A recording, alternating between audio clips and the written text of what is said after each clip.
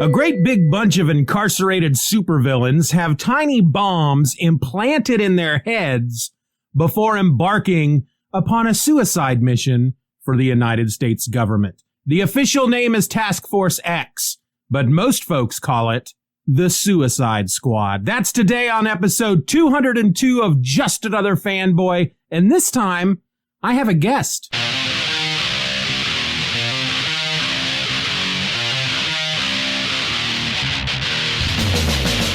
Hello and welcome to another episode of Just Another Fanboy, the podcast that struggles to be funny, but typically fails 9 times out of 10. I'm your host. My name is Steven. And hey, we got something fun today. I'm going to be talking about the new, not sure why I'm saying it that way. I'm stuck in a loop. Got to hit that needle back on the record. But we're going to be talking about The Suicide Squad, the new movie from James Gunn, DC related. It got released on the HBO Max Thursday night, was released in theaters simultaneously, which is a concept that just blows the mind of many people. And I don't quite understand why. I think they should do that for everything. I think if a movie studio owns a streaming service, then whenever one of their movies hits the theater, it should go out on that streaming service at the same time, but not like Disney Plus, where then they charge you $30 extra on top of what you're paying a month if you want to watch that movie when the rest of the world are out there watching it in theaters with their masks on as COVID is just being spread all over like a bunch of paint on a fence that Tom Sawyer has, tricked a bunch of kids into painting. Whitewashing is what they call it. Oh my gosh, I'm going off the rails. Not really, not off the rails. That's a stupid thing to say. Anyway, speaking of stupid things to say, so I'm joined with a guest. Joined with a guest? I'm not joined with a guest. I'm joined by a guest today. An old friend of mine, an old buddy, an old coworker, a guy I used to work with. His name is Arthur Thompson. Used to work with him back at the Walgreens. I was working a second job at the Walgreens, and we both quickly discovered that we each we're in love with Lady Comic Book. Lady. It's about as far as that's going. Anyway, as I was saying, joined by Arthur today. And let's just get on to it. It's like an hour and 20 minutes. So buckle up, folks, as we talk about The Suicide Squad.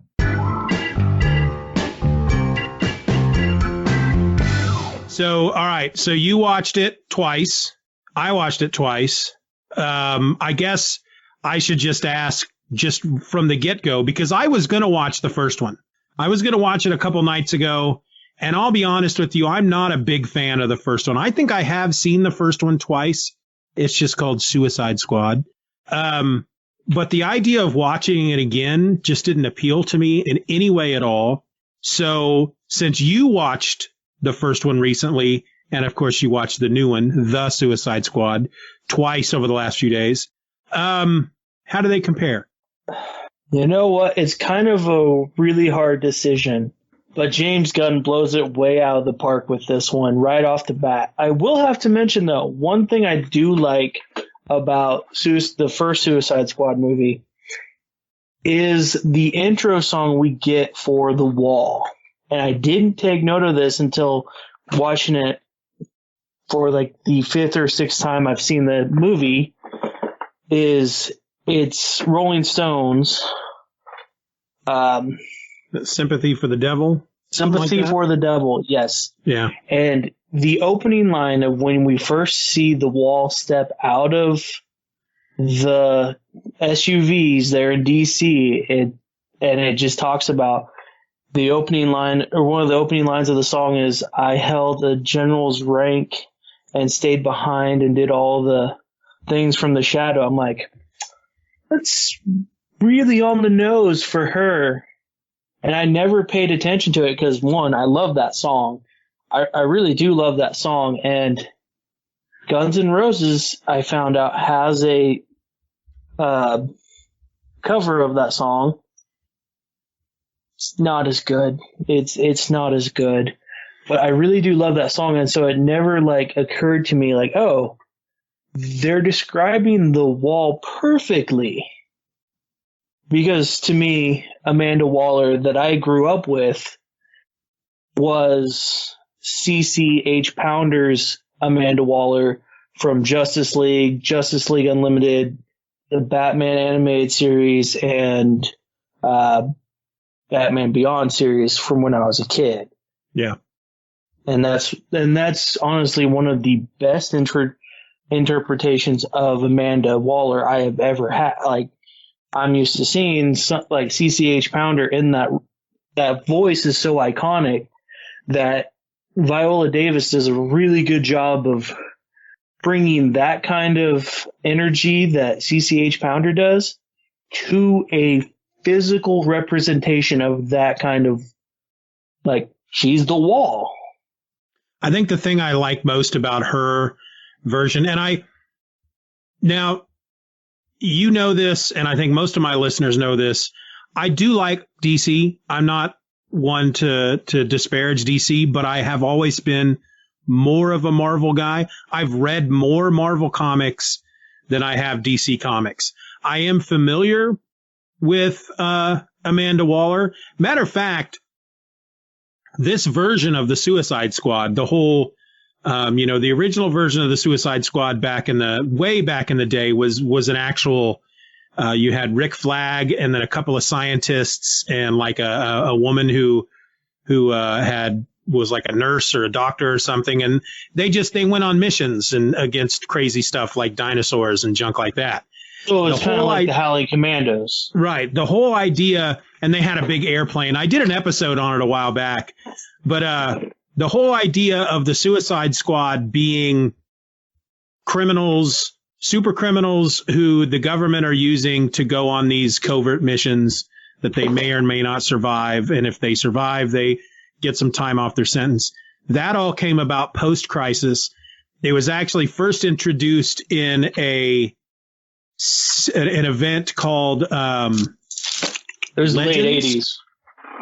Which was drawn by John Byrne. Yeah, it was after Crisis on Infinite Earths. It was the very next event, which was called Legends. And then John Ostrander is the one. He's one of the two that are credited for creating this version of the Suicide Squad. Now, I do want to kind of go over. I pulled up Wikipedia, and I do want to kind of just read their little quick description of the movie, and then we'll talk about some of our favorite moments and all that junk. But I do want to point out real quick before I forget, because stuff pops into my head and then I forget it. But I did watch, there's a YouTube channel out there I like to watch called Screen Crush. And he goes over a lot of like, here are some Easter eggs or maybe some stuff you didn't notice from this movie or episodes of The Mandalorian or episodes of Loki and that kind of junk. So I watched it for this movie. The guy at the beginning that injects Savant with his little bomb, and he leans into him and he goes, "Good dog." That guy, that's John Ostrander. Yeah. I thought that was really cool. I saw that he had a cameo in this because it was actually his stories that Gunn wanted to do. So, like, that was actually kind of a cool thing. There were a lot of freaking cameos in that movie. Can I say most my favorite by far was Nathan Fillion's? Like, I totally had no idea he was the best. I had no idea he was actually in the movie at all. Yeah. Well, and that was apparently a character that they created for the movie. I mean, he was insane enough that I just assumed he was a DC character. He was the best. I love that scene. Let's talk about, let me go through the quick synopsis real quick. All right. So according to Wikipedia, intelligence officer Amanda Waller sends 2 Task Force X teams consisting of Belle Reve penitentiary inmates to the South American island nation of Corto Maltese after its government is overthrown by an anti-American regime. In exchange for a lighter sentence, the squads are tasked with destroying Jotunheim, a Nazi-era laboratory that holds a secretive experiment known as Project Starfish. One team, led by Colonel Rick Flag, is almost entirely killed by the Corto Maltese military upon arriving. But the distraction they cause allows the second team comprising of Bloodsport, Peacemaker, King Shark, Polka Dot Man, and Ratcatcher 2 to enter the country undetected. After finding Flag at a base camp for rebel soldiers, the squad convinces rebellion leader Saul Soria to assist them. Meanwhile, first-team survivor Harley Quinn is taken prisoner by the Corto Maltese government, who are plotting to use Project Starfish against other nations. All right, let's take a pause there, and let's talk about that part of the movie, the first part. Because for me, all right, so going into this movie, we knew who all these characters were going to be. I mean, if you are on the internet, you've been introduced to them through, they had videos out there that was like the roll call. And I remember thinking, holy crap, there are a lot of people in this freaking movie. How are they going to juggle all of these people? And the moment they landed on the beach and they had the D-Day scene. Yeah, Blackguard, is that his name? He stands up Pete and he's Davidson. like, hey, everybody, I'm the one who called you. And the crap just hit the fan. I thought, oh, okay, these guys are the distraction. So counter to that, I actually didn't see any of the roll call videos leading up to it. I, of course, knew Flag was back, Boomer was back, Harley Quinn was back. I knew Idris Elba was supposed to be the new Deadshot, but they've since retconned that because they're wanting to do the whole Idris Elba, Will Smith, and Deathstroke. Joe Manganiello. Joe Manganiello's. They're wanting to put all three of them in a movie, so I'm actually really excited about that. At least Smith and Elba reprising Bloodsport and Deadshot, which would be actually awesome because of the first movie, Will Smith is probably one of the better. Him and Boomer were probably about the two bright spots about the movie. Quinn wasn't bad, in my opinion. I feel like the solo outing in Birds of Prey and then this one has definitely done a lot for her character versus that first movie. But yeah, I only knew like the main ones from the first movie were coming back. I didn't know anything about Weasel. Like I said, knew Cena was part of it, but I didn't know who he was playing. And when I heard the name Peacemaker, I honestly thought the cowboy vigilante. Right. Because that's the first thing that comes to my mind is, Peacemaker. That just sounds like a Wild Western character from DC. He's one of those Charlton characters that DC bought with Blue Beetle and Captain Atom and The Question. Those were all Charlton characters. Is Vigilante part of those too, or no? I don't think so. I just saw an in-house ad for when Charlton was coming over to DC. I know it's Blue Beetle, Question, Captain Atom, Peacemaker, and I don't remember the rest. But I don't think the 100 was one of them. I think the 100 was part of it. Maybe I'm not as, like I said, I'm not as versed in DC.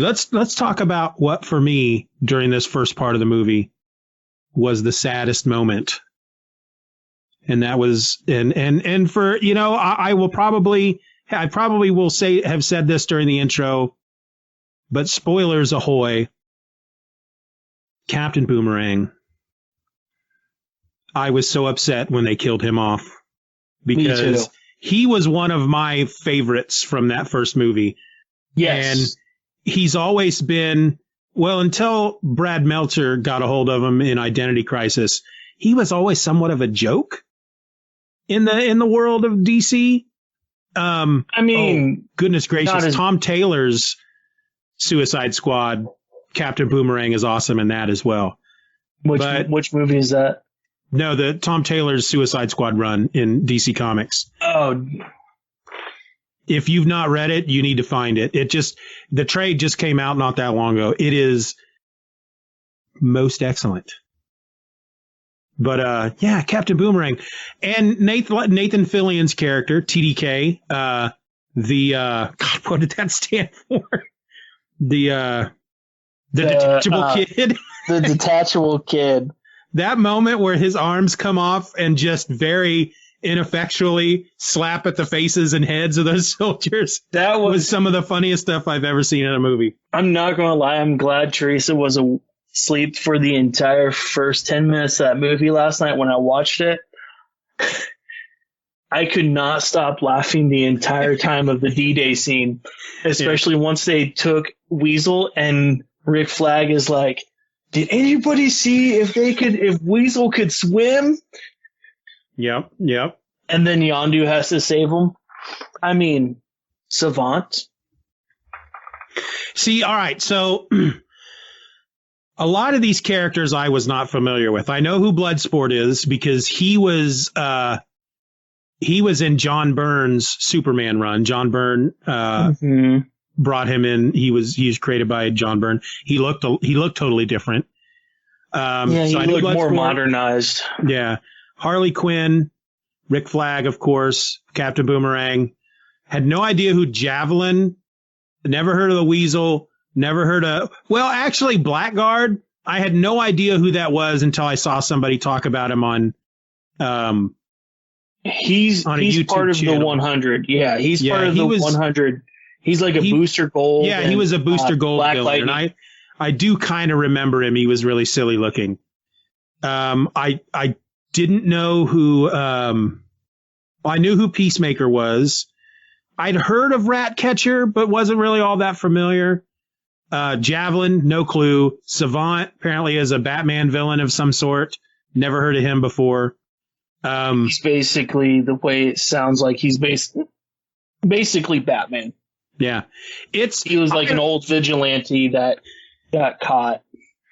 I was both delighted and disappointed with that whole intro, that whole first part of the movie, because they introduced these characters that are all delightfully bad, very funny. The whole moment with Blackguard on the airplane, thinking that he's sitting next to a werewolf.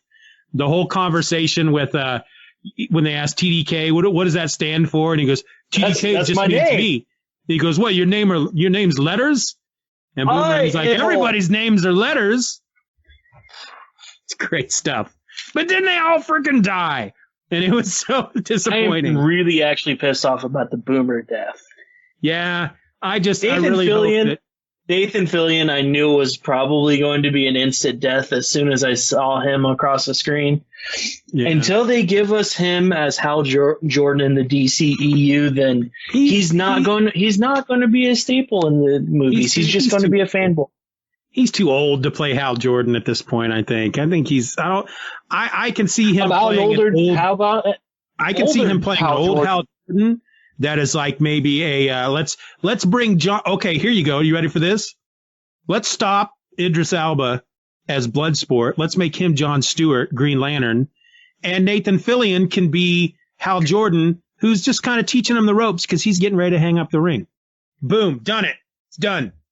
That wouldn't be bad. I mean, minus the fact that Elba is now unfortunately taken. I know. But I mean, not in a bad way. Right. No, I honestly, my two favorite characters in the whole movie, well, because I really did like King Shark, but Bloodsport and Harley Quinn were probably my two favorite. I would have to say that Harley Quinn's story in this one, especially with her and Flag, whole story arc, that was a lot of, I mean, I feel like they showed more growth on Quinn's part and more of that whole, I used to be smart and, very talented gymnast.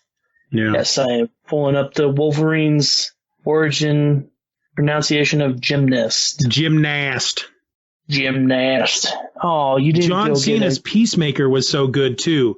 The whole scene, since we're just talking about this first part of the movie, the whole scene where they have to go rescue Flag and they're killing all of those soldiers. Yeah, we find out he's not a prisoner. He's actually with friends. But they still go through that entire encampment and kill everyone they meet. And then him and Bloodsport have a freaking pissing contest. Yeah, they're like trying to one up each other. Really good stuff. It's only showing off if it's not cooler than what you're doing. Yeah. Damn it, that's true. That's true. That I will say real quick. Here's something about movies that always rubs me the wrong way. All of Bloodsport's weapons. It always annoys me when somebody in a movie takes something that's like the size of, like a half a pack of cards, and it unfolds to become a big pistol, or that kind of stuff just drives me nuts. I don't know why. It never feels real to me.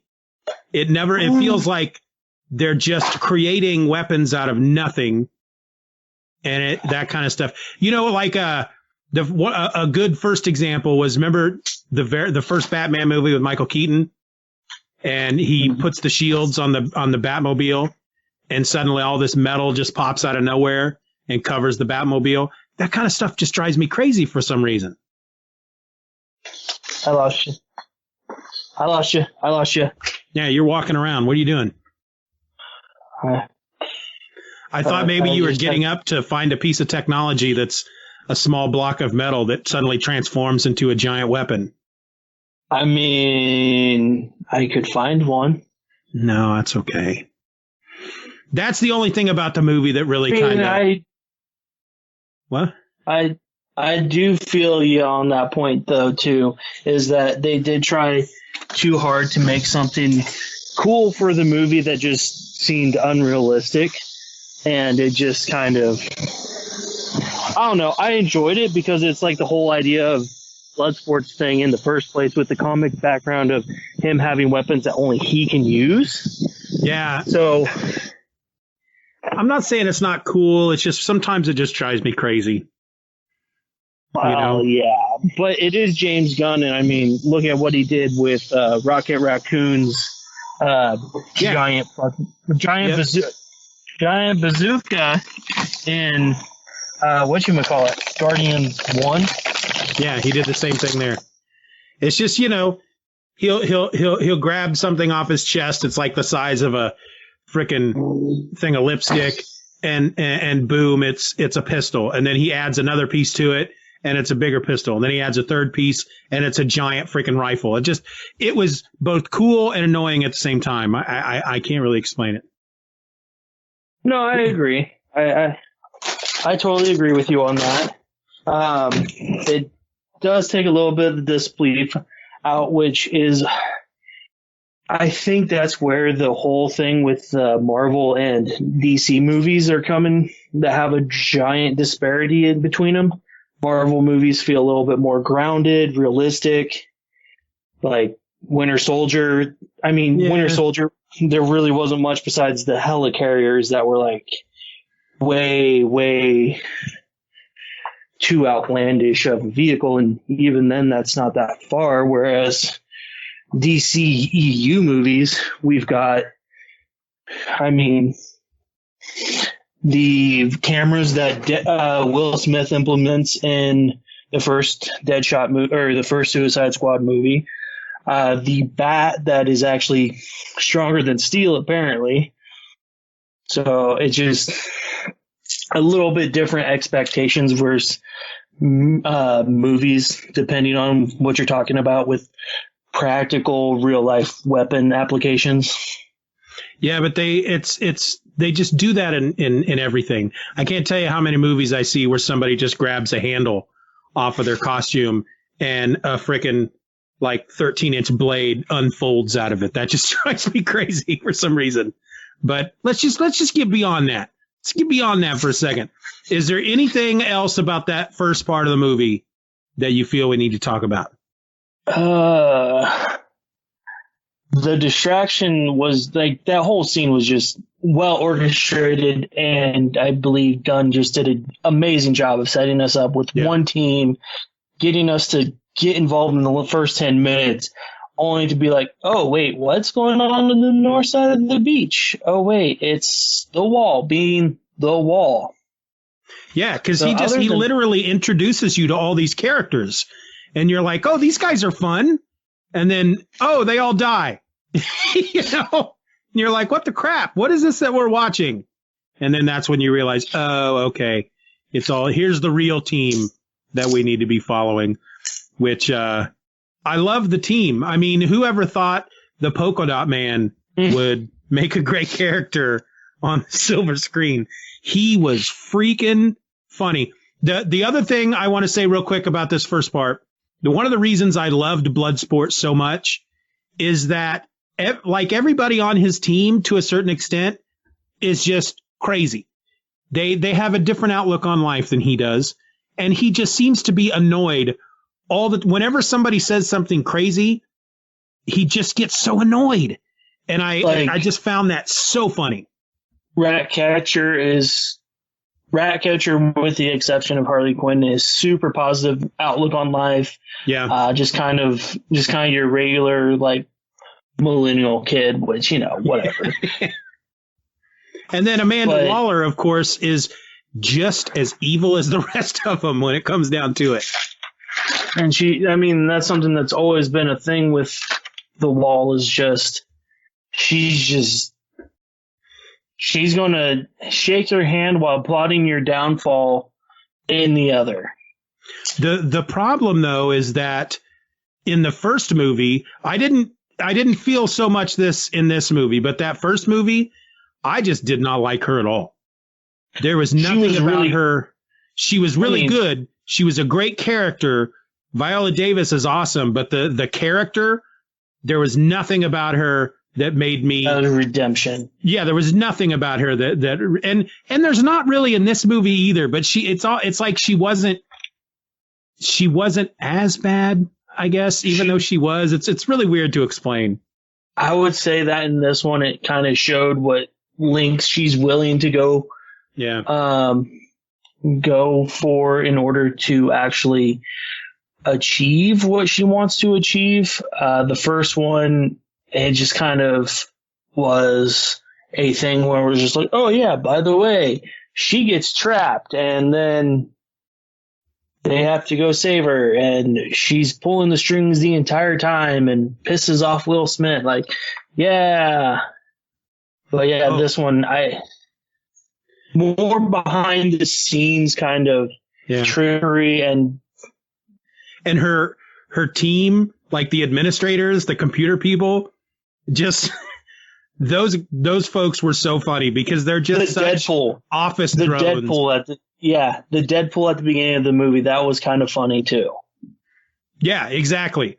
They, it's like they don't really live in the same world as Amanda Waller or the people that are going in to do the jobs, but they know they know a little bit about the world, but they obviously don't live in that world. Well, and that's evident with the last end credit scene too, where the two of them are getting saddled with Peacemaker, and they're just like, "Oh, damn!" Now, did you know they're making a HBO Max Peacemaker series? Yeah, I did. Which middle of the movie, when Bloodsport and Peacemaker have the duel and it ends, I'm like sitting there thinking, I know Cena signed on for a show.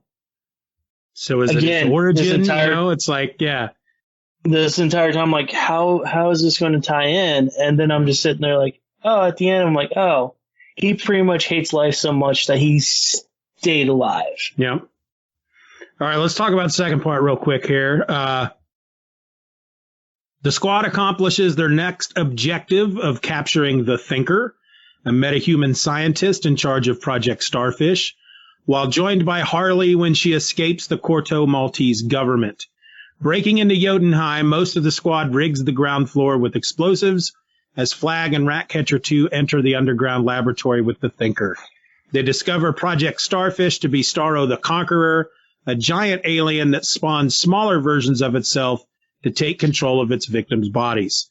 The Thinker reveals that Starro was brought to Earth by the American government, who have been secretly funding the experiments on Corto Maltese for decades. Peacemaker, under secret orders to cover up America's involvement, kills Flag after he refuses to surrender a hard drive containing evidence of this revelation. Meanwhile, a skirmish between the squad and the Corto Maltese military leads to Polka Dot Man accidentally setting off the explosives prematurely. Ratcatcher 2 obtains the drive from Peacemaker, and Bloodsport saves her by shooting Peacemaker. Let's just get through the rest of this. Starro escapes the laboratory, kills the Thinker and much of the military, and begins taking control of the island's population.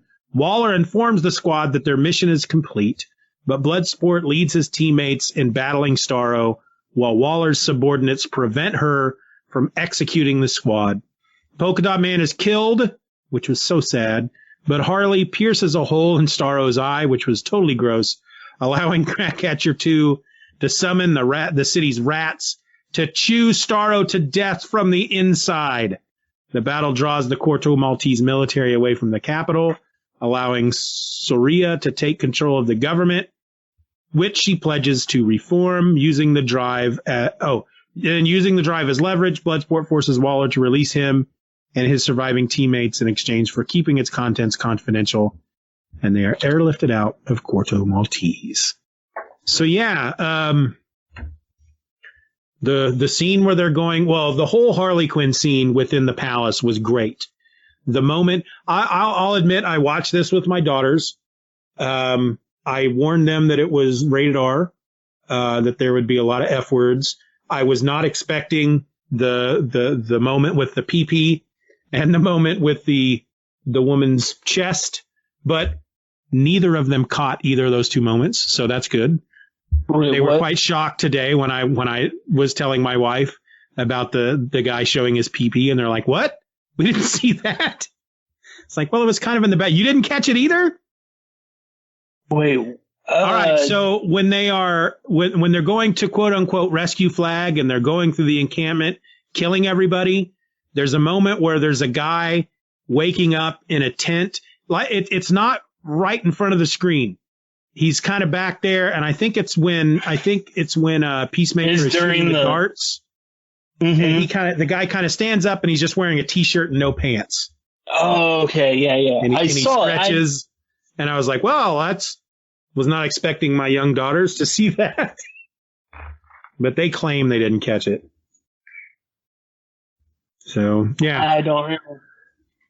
But the moment where Harley Quinn murders the president of Corto Maltese because she has made a promise to herself due to past relationships with crazy men to look for red flags. And when a red flag comes up, she's promised herself to murder the fella. And the killing of children is a big red flag.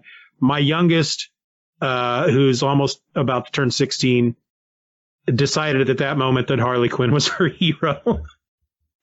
See, and this is why I said I believe that this had a really good overall story for Quinn, is because it showed her having that kind of thought process. We see a little bit of it in the first Suicide Squad movie. It's that whole thing with the Joker. Yeah.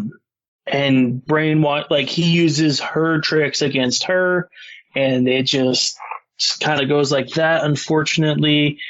And then towards the end of that movie, and then throughout all of Birds of Prey, you see her start to think about it and kind of make the decision. And that's why I'm like, this really good story arc building for her. Yeah, I enjoyed it. I thought it was a good moment to show, hey, Harley Quinn is not just a sex fiend that is totally obsessed with the Joker. And I also am thinking this too, because I've been watching the Harley Quinn TV show on. Yeah, I haven't watched that. I need to watch that. I heard it's really good. It's a little I love grown you, man. up. I love you, man, but you did not like it when Cyborg cussed in Justice League War. I know. I'm getting kind of beyond that. It's, you got to understand that growing up, my first introduction to DC Comics, heck, my first real introduction to superheroes in general was the old Super Friends cartoon. And DC Comics has always been that in my heart. So when Marvel came along, when I started reading Marvel Comics, I was maybe 13 or 14. So their more quote unquote mature themes in the 80s didn't bother me. I was ready for that. But when DC does it, it's like, nah, not my Superman, not in my Superman comics. You can't put Superman next to somebody who says the S word. But you say that, and then we got to realize that my first introduction to the DC universe as a whole was Tim Burton's Batman. Yeah.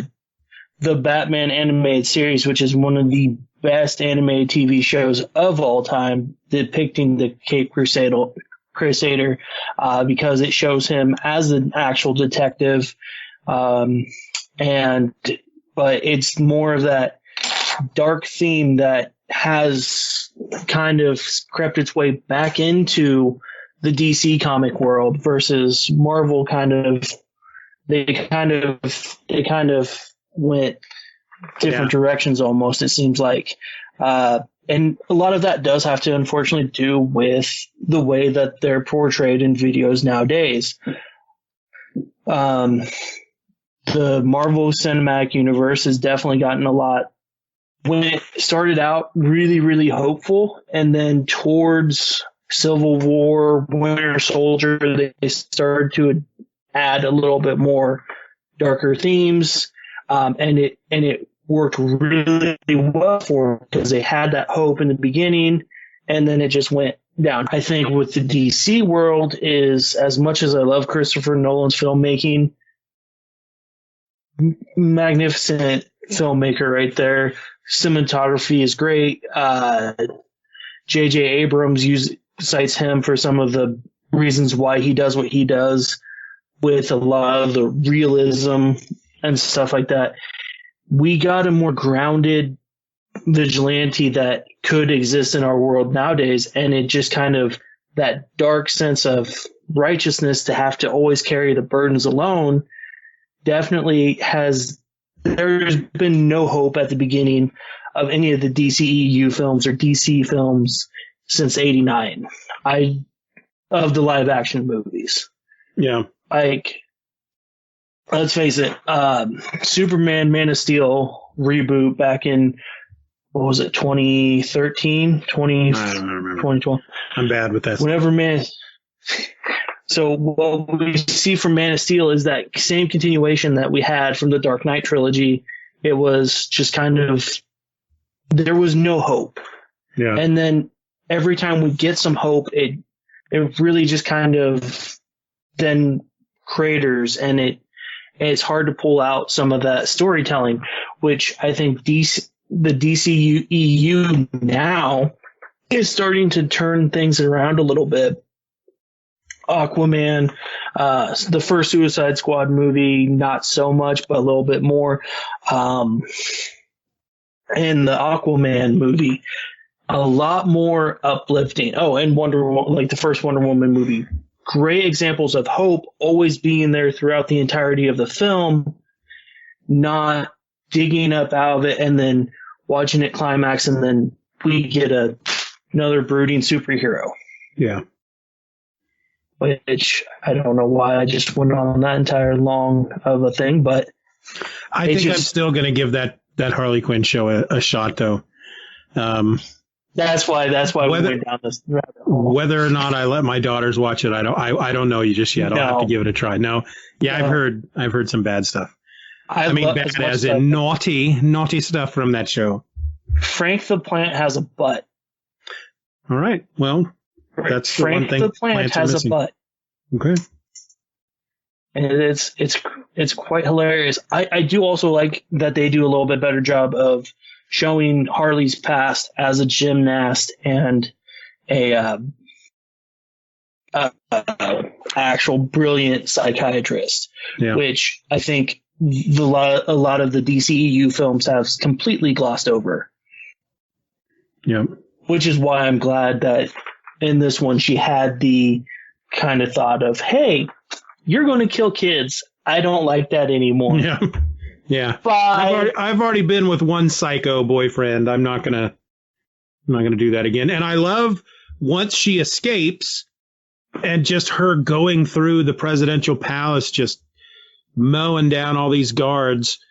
And then suddenly she sees, there's all these flowers and cartoon birds and whatnot. And it's like, this is what she sees.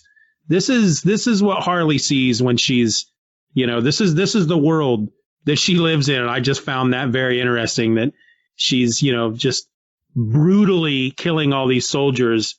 But she's also in her mind, it's, there's flowers and cartoon birds, and like maybe she's some kind of just butt kicking Disney princess or something, in her mind. I really enjoyed it. So she's Rapunzel from Tangled. Exactly. So back to the movie. This whole movie kind of reminded me of Justice League Unlimited episode For the Man Who, if you recall that. You know that episode? Wonder Woman and Batman go see Superman at the Fortress of Solitude, and Mongol has taken him prisoner with the Black Mercy. Yeah, that's based on a comic. Might even be based on an Alan Moore story. It is. I actually have it pulled up right now. So is Starro and the Black Mercy the same idea? Starro's been around forever. Starro was in the first appearance of the Justice League back in the Silver Age. That was the first thing the Justice League went up against. And I don't know how often Starro has appeared in the comics. I feel like Starro was around during the Giffen, Maguire, DeMatteis Justice League days post-Crisis. I seem to remember a storyline with Starro in there, but Starro's been around for a while. Starro is old school. Yeah, and Starro, I have to admit, that whole storyline behind Starro, so at the end, let's just skip to the end real quick. We can bounce around. We don't have to follow this thing chronologically. But when they finally defeat Starro and Starro is dying and he tells them, I was happy floating in space, looking at the stars. And it's like, that just tore my heart out at that point. Because, well, I mean, it's just like anything else. Oh, Americans in space. We see something. Okay, we're going to take it. That's just humanity in general. Hey, there's something we don't know anything about. Let's capture it and poke a bunch of holes in it and try to figure it out. That's just humanity. J. Jameson Jr. We're on the moon here. There's this black rock. Let's bring that back to Earth. Yeah. Oh no, Black Suit Spider-Man. Yeah, that's not how it really happened. I know, I'm quoting the TV show there. Don't get me started. What did you think of The Thinker?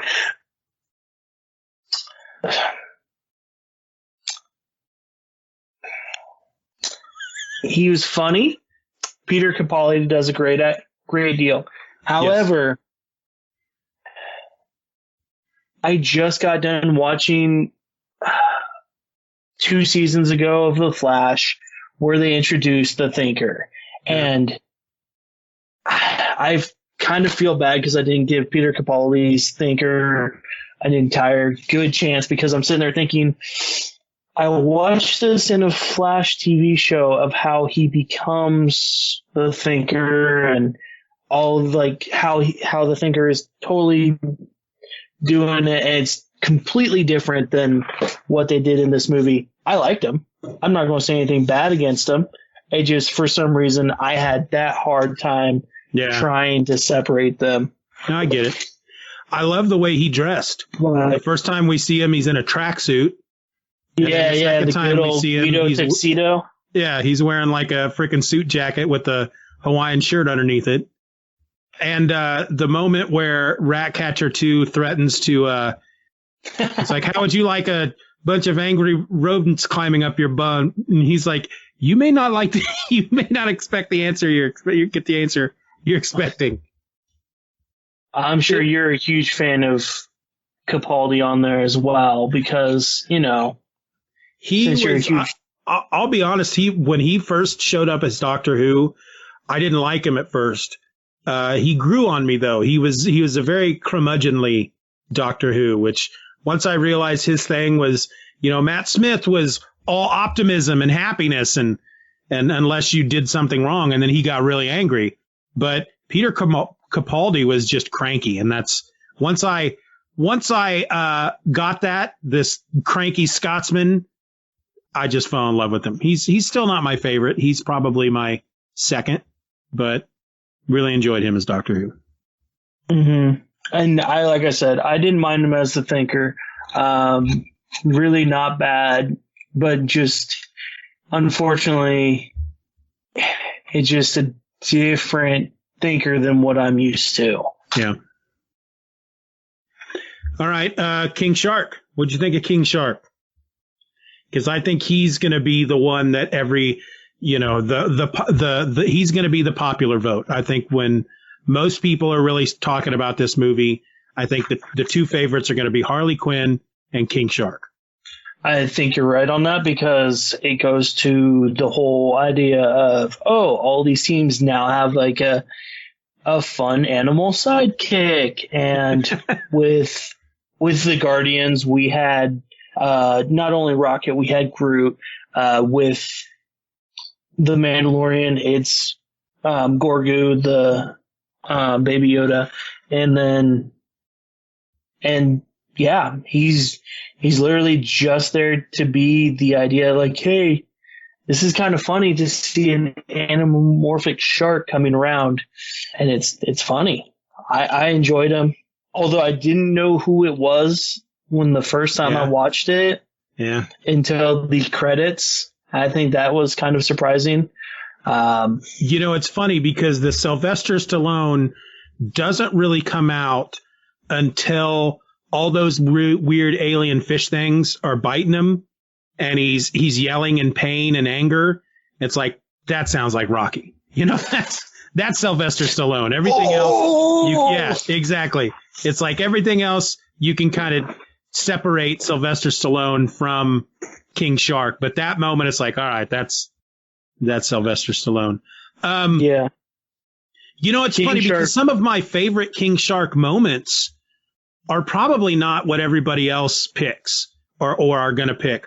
I loved when they were driving the van or the bus through town, and he was just in the back looking out the window, looking at everybody, and just seemed really curious. That was something about that I really liked. And then when they were all in the club, just that quiet moment, he's sitting out in the van and he can kind of hear the music and he's kind of bobbing his head to the music.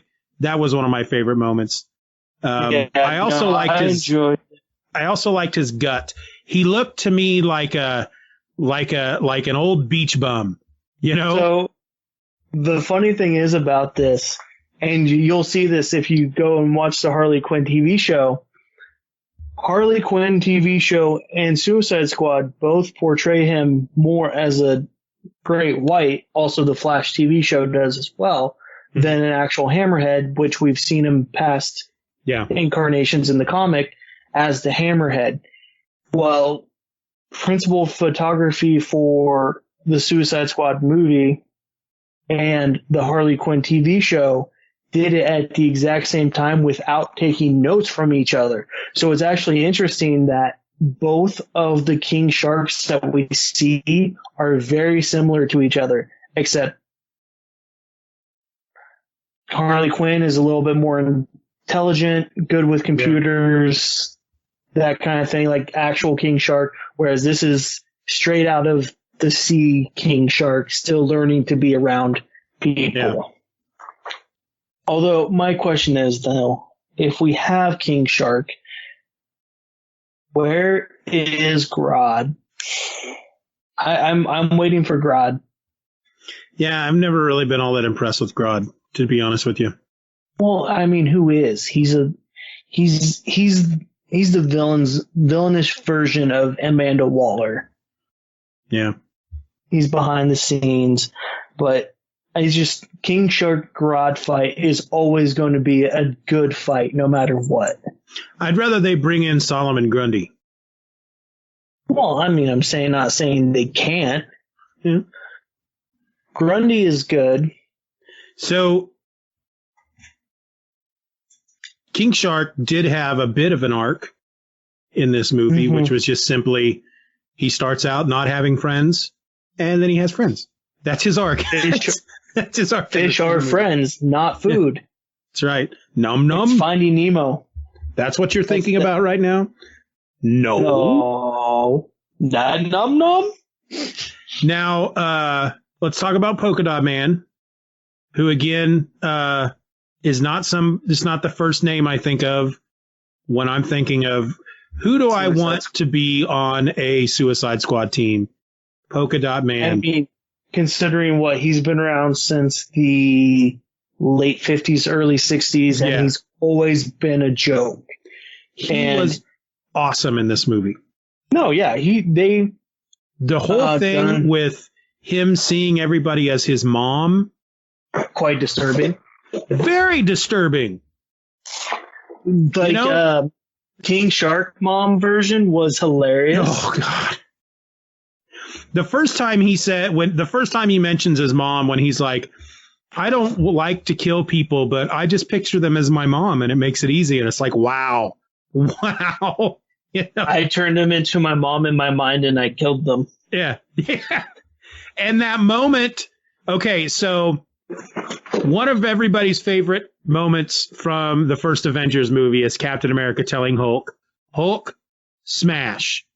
Yeah. I feel like some people are probably going to think that moment in Suicide Squad where Bloodsport tells King Shark that Starro is Nom Nom. But no, I think it's the moment when he tells Polka Dot Man that's his mom. Take revenge. Yeah. That was awesome. And then again, another heartbreaking moment, because then he fires his polka dots at the thing and he's like, I'm a superhero. And you're like, yay. And then he dies. You know, he gets that moment where the whole reason he suffers and the whole reason he's crazy is because his mom wanted him to be a superhero. So she put him through all this crap. And then he finally is like, I'm a superhero. Then he dies. That was just mean. Yes, but it's still Polka Dot Man. You can't bank on a franchise for the Polka Dot Man. I could watch a whole TV series about Polka Dot Man. Probably. If it was this Polka Dot Man, maybe, or at least have him. I like the idea that he's not a tech genius and the polka dots don't go into some extra dimensional thing, whatever his original gimmick was. It's a virus that sets people on fire or burns the hell out of people. That was cool. That was a cool way to introduce a character who has for the longest time been a joke as one of Batman's rogues, along with Calendar Man, Kite Man. Okay. You leave Kite Man alone. You need to watch Harley Quinn. You need to watch the Harley Quinn show, because not only does it have Kite Man in it, it has Condiment King in it. Oh, good Lord. Condiment King was in the Lego Batman movie. Yes. And that's another thing I was going to say, because that was the last time we saw ever had anything to do with Polka Dot Man was the Lego Batman movie in the 5-minute introduction of the entirety of all of Batman's rogues from the last 70 years. Yeah. So give me some of your favorite moments from the movie. Weasel jumping off the ship and dying. Nathan Fillion's entire 10-minute cameo that is just detaching his arms and then just going.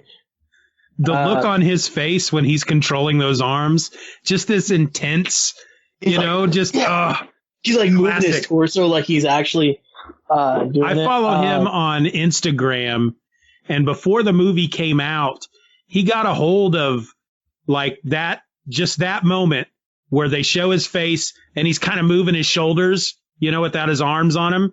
He got that and looped it. And it's on Instagram somewhere, and it looks like he's dancing, and it's just without the arms. It's the funniest thing. Those are probably the two biggest things right off the bat. I really liked Harley Quinn's whole redemption storyline idea of getting away from just being a pretty face and damsel in distress for the Joker.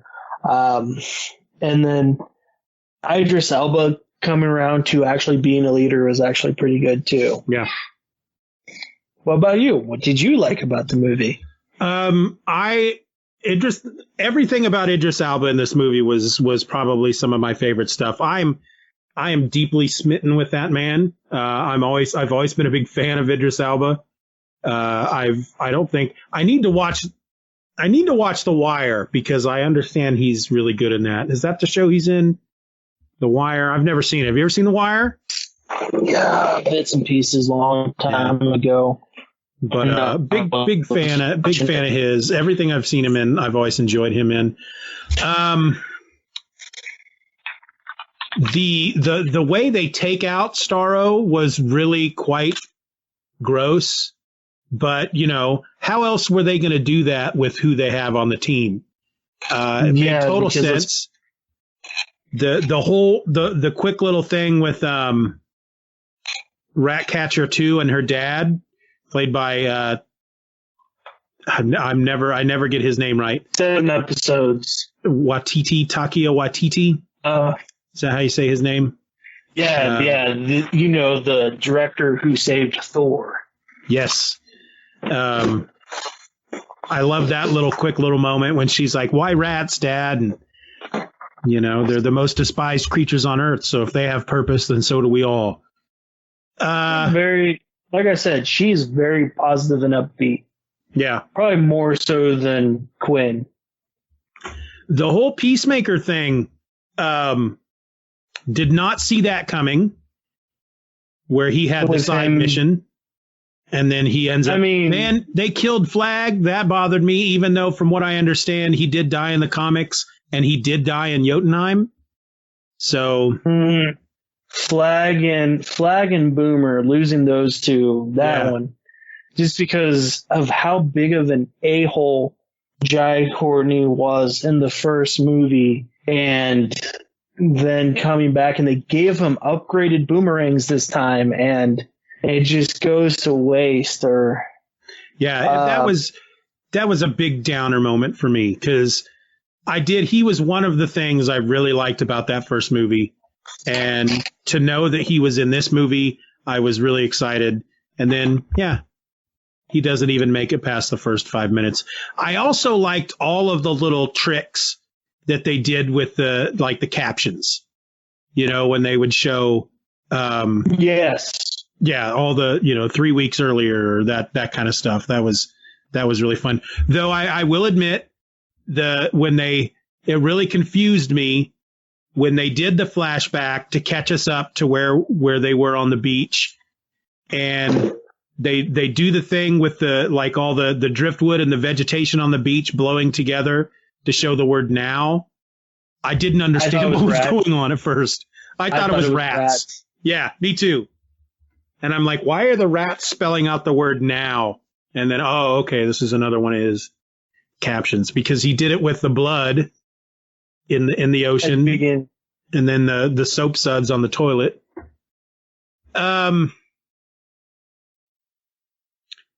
was just so much about this movie to like, and it was the first time through. I'll admit the whole stuff with Harley in the palace with the president leading up to her shooting him, I felt the first time through dragged, but did not feel that way the second time through, which is kind of weird. Yeah, no, I get what you're saying. It's just a Harley side mission we got. Like, hey, come be my wife. You're anti-American. Like, we could use you to rally behind. And then that first time, you said right, it dragged. Here's the one thing, and you're going to slap me silly for saying this. You know the one thing that this movie missed? What? Batfleck. Batfleck? Like, I wanted Batfleck to show up. Oh, Batfleck. Okay.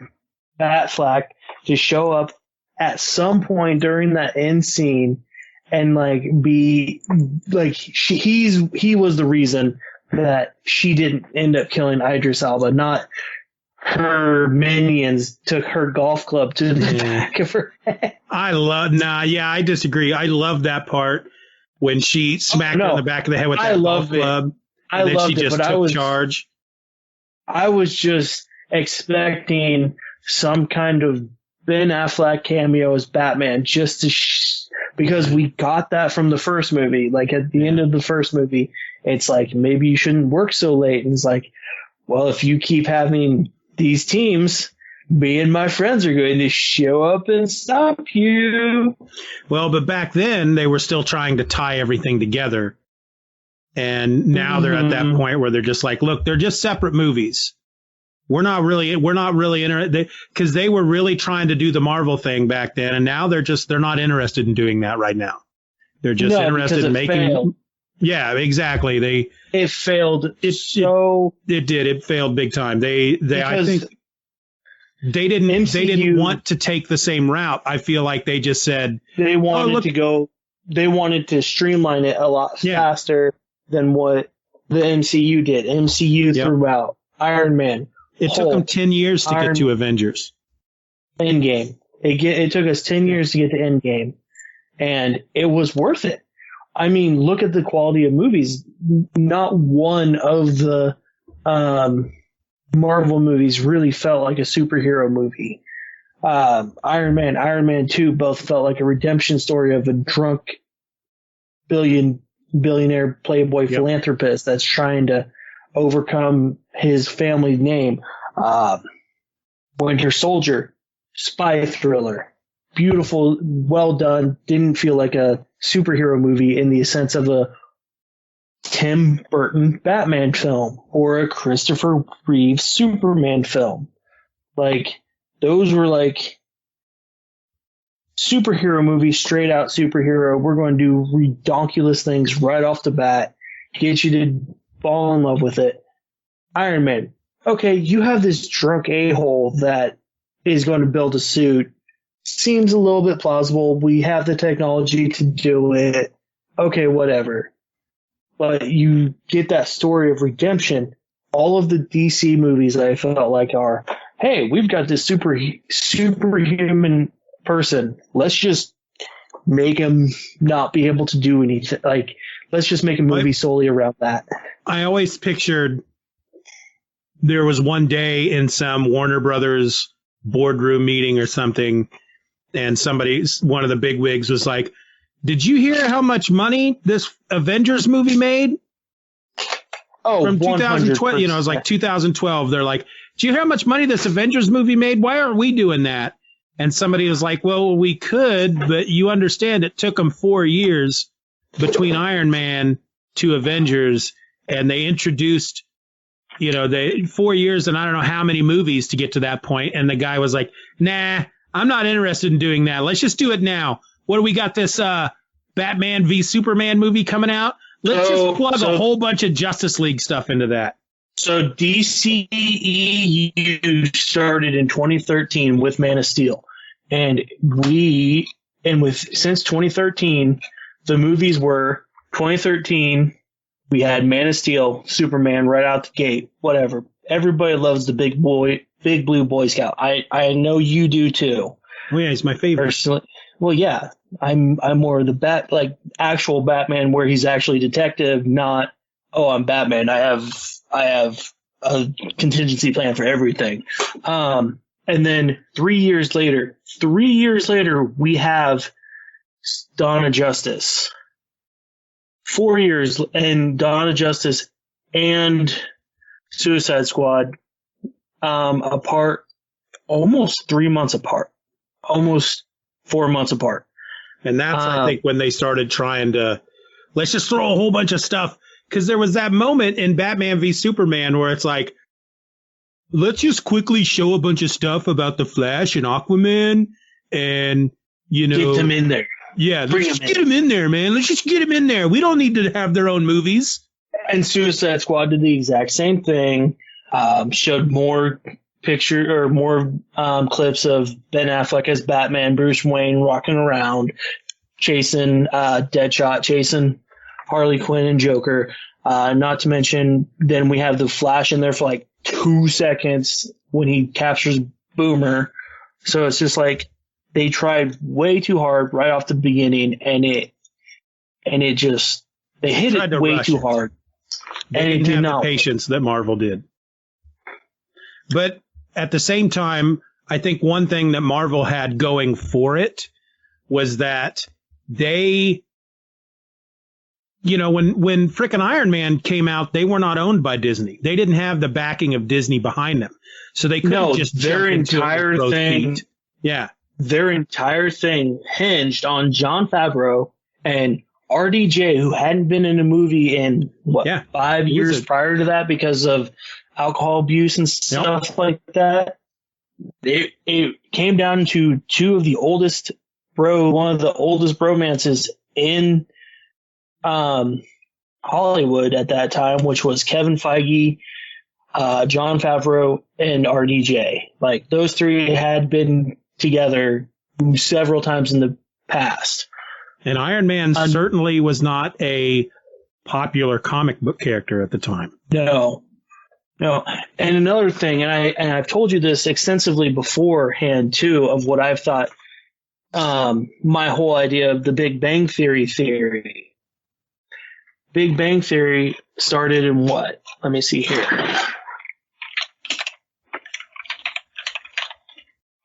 Theory. Season 1 of the Big Bang Theory was September 24th, 2007. Yes, they started producing that right a year or during principal photography and stuff of the first Iron Man movie. But the success of that show helped build the success of the MCU, mainly because of all of the comic book culture came back to a head because of Iron Man, because of Big Bang Theory. And now that we're past Big Bang Theory, which ended on May 16th of 2019, we're now in that, because that was right after we got Endgame, I believe.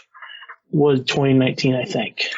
But like, now we're just kind of, Disney did phases 1 through 3. They made their money. Phases 4 now and on, it's a whole different game. They're not making these movies to make superhero movies because they got into that niche and they succeeded, whereas DC came way too late because they could not get anything started. And I feel like they had the perfect setup to do things with The Dark Knight. Yeah. And Christopher Nolan and Zack Snyder from the mid to late 2000s. They had a perfectly opportunity to jump onto it the same way, but we died the Dark Knight trilogy. And then after the Dark Knight trilogy, that's when we got the DCEU.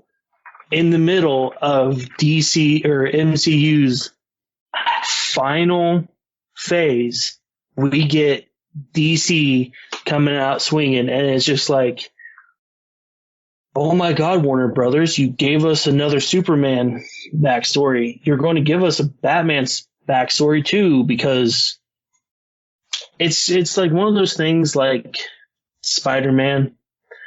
Batman origin story is so well known. It's like beating a dead horse. Oh no, I guys.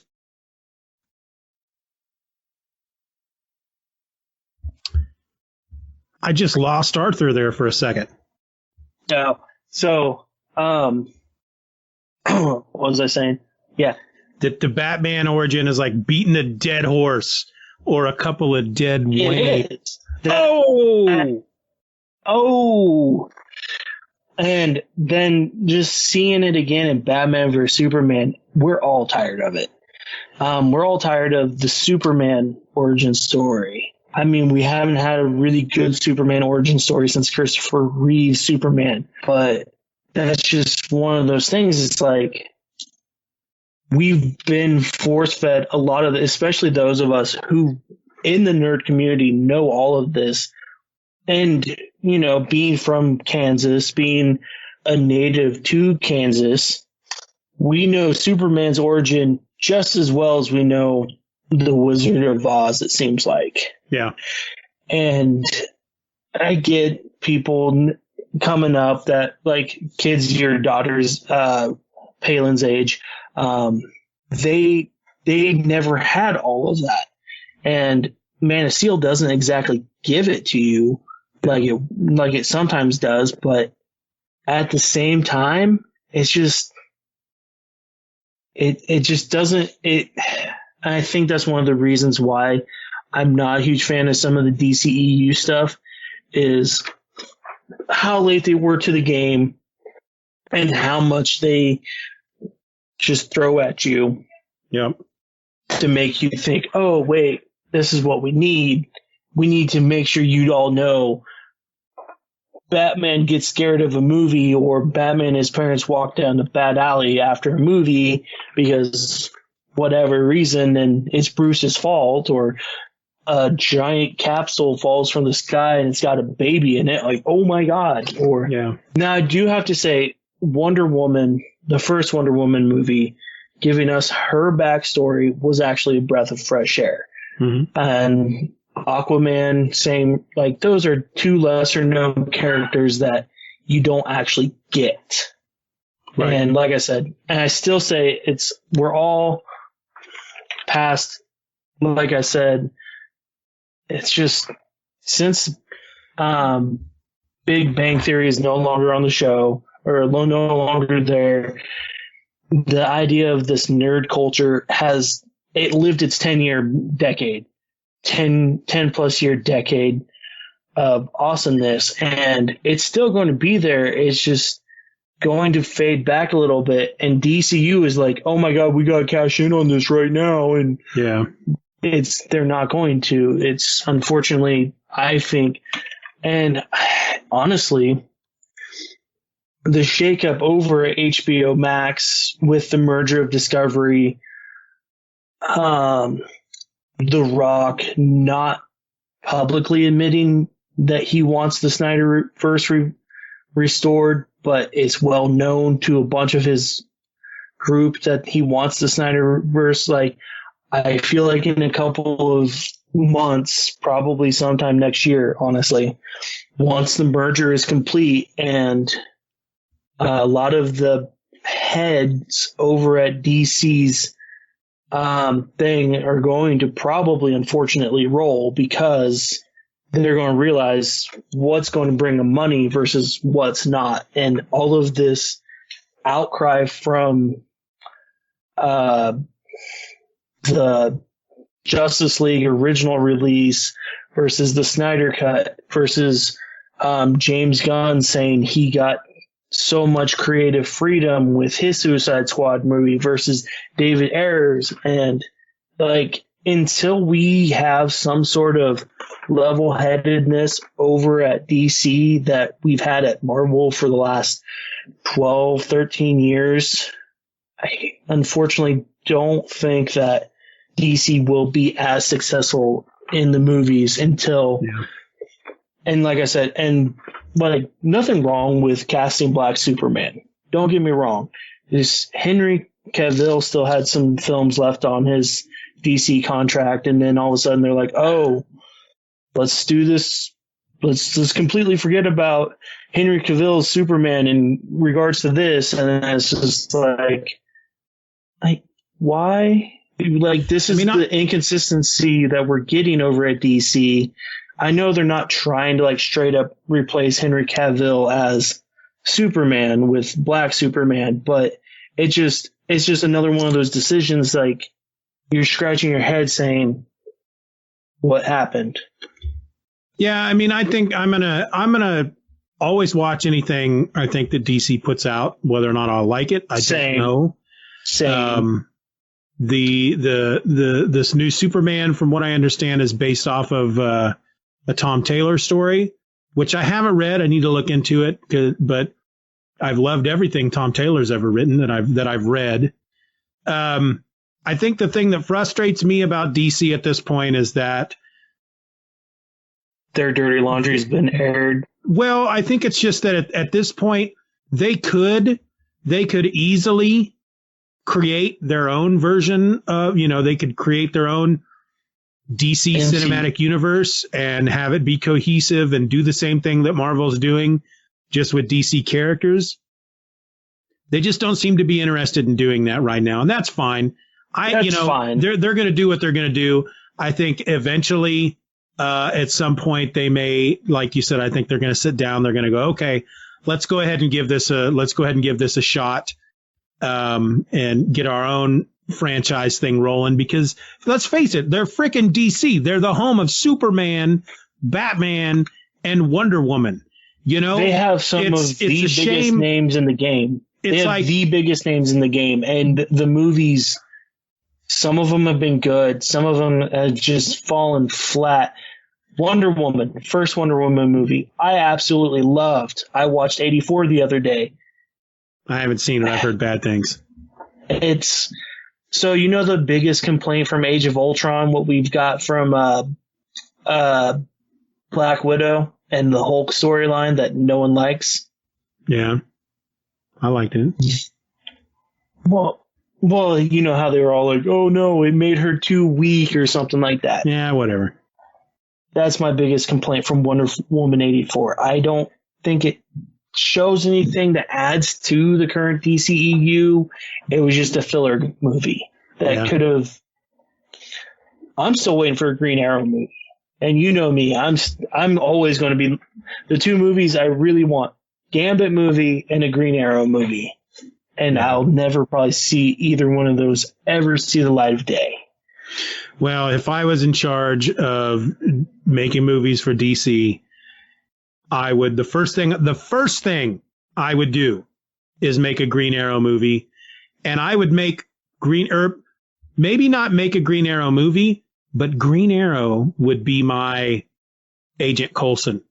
He would be the guy that shows up in all the movies, ties them all together, because I don't know. Like I said, it just frustrates me that that right now, as much as I've always chosen Marvel over DC, there's a part of me that's frustrated that in the public eye, characters like Captain America and Iron Man are bigger than characters like Superman. And that just, for some reason, that just bothers me. But they'll get around to it eventually. I feel like they will. They will eventually. I think. Because what you said. I think because maybe the Avengers were what? B class. Yeah. If DC is smart, heroes. If DC's smart, they'll wait. I think in a few years, people are just going to get tired of Marvel movies, and that's when DC is going to be like, all right, here's our folks. Here's our characters.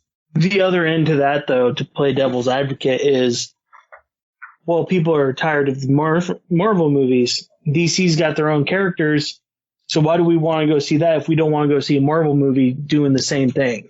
Well, but I think to bring it back around to the Suicide Squad, I think one of the things that the Suicide Squad has done is to show people, look, we cut real deep. We really dug down and found some of the really obscure DC characters, and look how fun they can be. Look how interesting they can be. Look what kind of movie we can make with somebody who shoots freaking polka dots out of his skin. Moment where John Cena's like, wow, he really does throw polka dots at people. And look at what we can do. Just wait till we, you see some of our, of course, I'm really interested to see the new Batman movie. We'll see how that turns out. The new Flash movie, we'll see how that turns out. And then we're getting our entire multiverse, and we're going to have a crisis in cinematic form within the next 10 years. Yeah. And they're kind of doing that with Marvel right now, though. Oh God. Yeah. Cause what is it? No Way Home. No Way Home. And then Doctor Strange and the Multiverse of Madness. That's what Loki was leading up to, basically. Well, here's the thing with that. Marvel has a good, solid base. They spent the last 13 years solidifying their base. Yep. So now they get the chance to go out and do something crazy. Some crazy stuff. Yep. Looking forward to it. I'm excited to see Tobey Maguire suit up as Spider-Man for the first time in 20 years? Yeah. It's been 20 years since he's done the red and blue spandex. So let me okay, we do need to be wrapping this up pretty soon because Yes. I have some things You're going to have to trim this. No. I don't. The length of the episode doesn't matter to me. We've gone way off topic several times. Yeah. But I feel like I need to say this.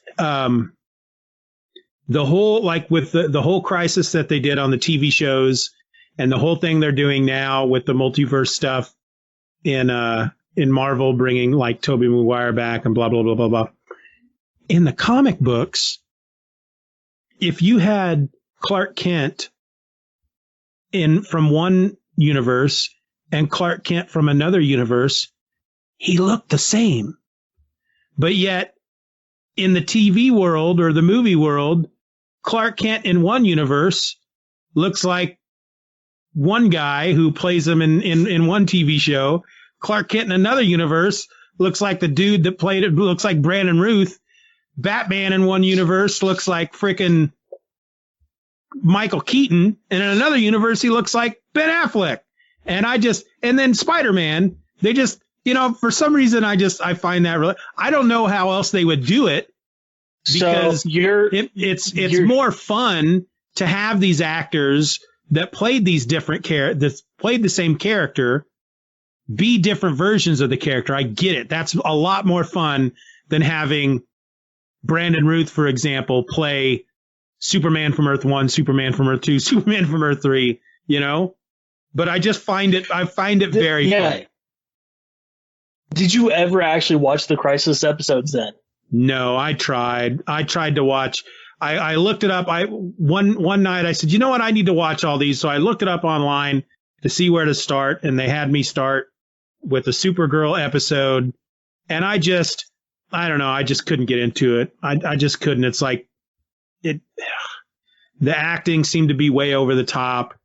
The kid that was playing Brainiac was just, it's TV, but it's technically it's like cable network TV compared to what it was in the 90s. The shows that they put on Netflix for Marvel or the shows they put on Disney Plus for Marvel. It's just that they don't compare. So I should probably give it another chance.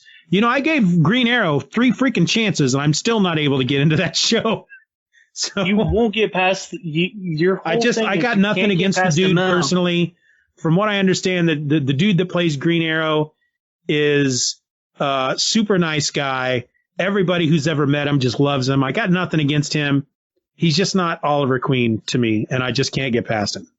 And I think the whole thing with that is that was 2012, right after Dark Knight trilogy ended. That's what they went for. Yeah. And the show evolves away from that and shows Green Arrow a little bit more as Green Arrow. Yeah, but you're not going to like it. He could come on the screen with blonde hair and a freaking goatee, and it wouldn't matter. I just can't get past him. And again, it's nothing against him. He's not Oliver Queen to me, and I have tried. Plus, the freaking Queen mansion is Lex Luthor's mansion from frickin' Smallville, and I can't get past that either. It's also the X mansion too. Exactly. Find another mansion, people. Drives me nuts. Drives me crazy. All right. Well, final thoughts. You need to watch them. I'll try again when I've run out of stuff to watch. I would give Suicide Squad, the first one, I would give it a solid 7. This one, I'm going to give it a solid 8 to 9.5. Some things I didn't like, some things that could have been tweaked.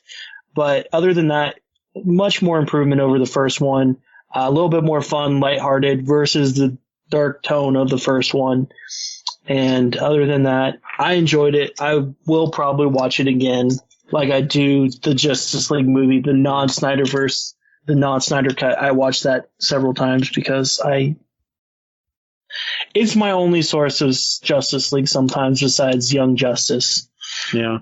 Well, it's like that's the shame with DC. It's you gotta if you're a freaking DC fan, if you love these characters, you've got to take what you can get, and what they're giving us isn't always the best. Suicide Squad, the first one, I may give it a 5, maybe a 6. It had its moments. It had some good moments in it.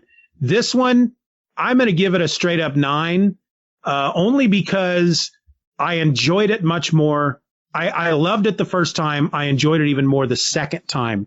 And that's a big thing for me. If I watch a movie the first time and I love it, and then I try to watch it again later, and it's like I find it slow and it didn't do anything for me as like it did the first time, then I know it's just a one-trick pony. But after watching it a second time, I enjoyed it even more, so I'm going to give it I still laugh my ass off with the whole Weasel thing. Yeah. I just think the Weasel thing to me is just that it's great. Did anybody check to see if he can swim? I will admit, first time through, I was laughing out loud throughout most of it. The second time through, of course, I was watching it by myself the second time through. I tend not to laugh out loud when I'm by myself. But the only moment that made me laugh out loud the second time through was after that woman smacked Amanda Waller in the back of the head with the golf club. When she turns around and yells at the guy to get on the satellite, that just damn it! It made me laugh out loud. It's like, yeah, get him! It's like, I just smacked our boss in the back of the head with a golf club. Get on that freaking satellite! I thought it was very funny. Made me laugh out loud. Anyway, I had to laugh out loud the entire time, both times watching it. And like I said, I was gripping the bed laughing so hard last night watching it. Yeah. I'm surprised it didn't wake my wife up. Yeah. Well, thanks for having me. Hey, thanks for coming on. We'll do this again. We'll do it again. We need to do a Green Arrow one. As much as I love Green Arrow, I know you love Green Arrow more than I do. I think we need to talk about Quiver. I told you I finished that, right? Yeah. And I absolutely enjoyed it. I need to reread it. It's been probably maybe a decade since I've read it. I have the DC app, so I just need to reread it, and then we can talk about it. I have all 12 issues. Nice. See, Quiver, and like I said, we'll talk about it. We'll get into it when we do the episode, because we will eventually.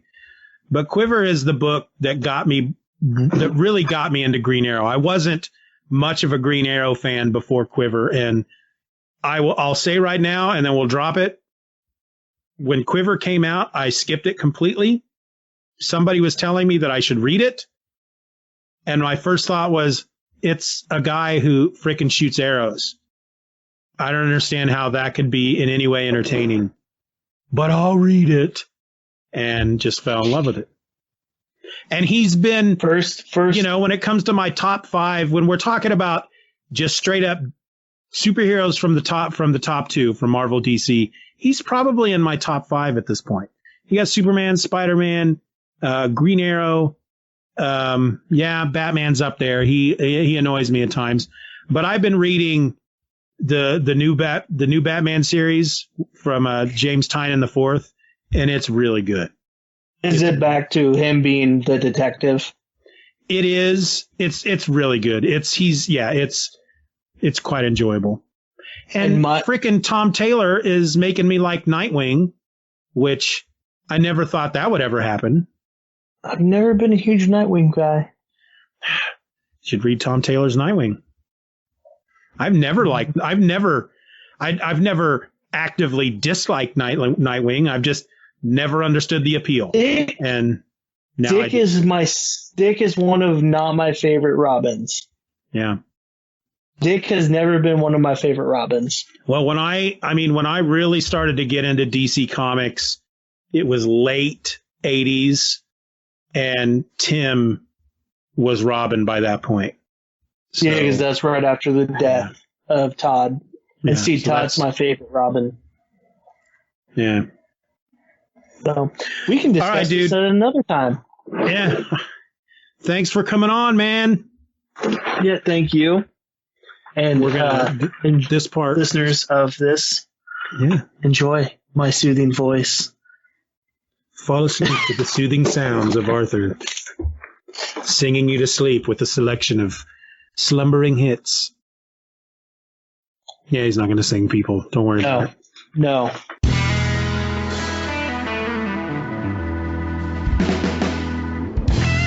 And there it is. That was the fun. That was the episode. That was me and Arthur talking about the Suicide Squad movie, along with various other items of interest to the two of us. I hope you enjoyed it, because I do plan on doing more of these. I've gotten a bit of a new setup here in the old Just Another Fanboy studios to make it easier for me to talk to people remotely.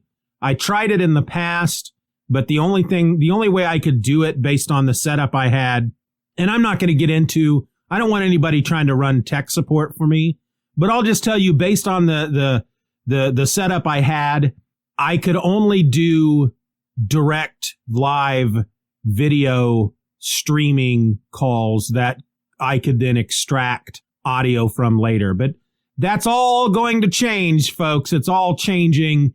And now I am able to talk with people remotely, still through video, still through a video chat. We were on video. We were videoing it up and looking each other in the eye and that kind of thing. But I don't have to stream the video live at the same time. And that's not something I typically really enjoy doing. I can't explain why. I just don't. So now I can do it. And so I'm going to be doing it more often. I may have people on once a month. That might be a good route. I can't think of the word. The word escapes me. It's on the tip of my tongue, but I don't have a mirror in front of me. But oh, good Lord. I just need to stop. I'm going to stop talking now, folks. That was the episode. I hope you enjoyed it. Feedback at justanotherfanboy.com. Until then, until next week, until our next episode, my name is Steven, and I'm just another fanboy. Be nice to each other.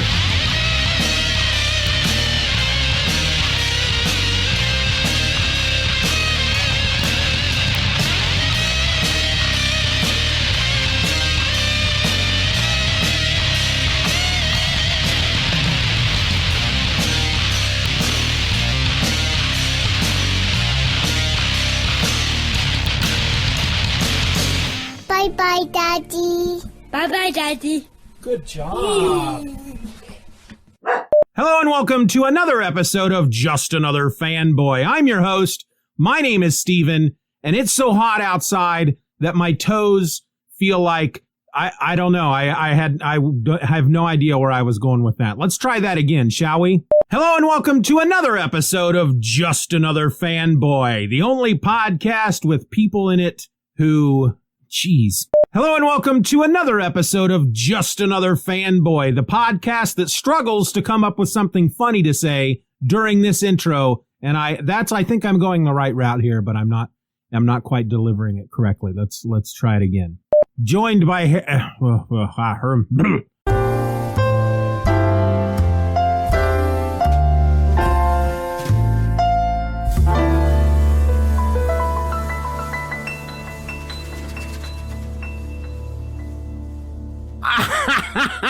that was dumb.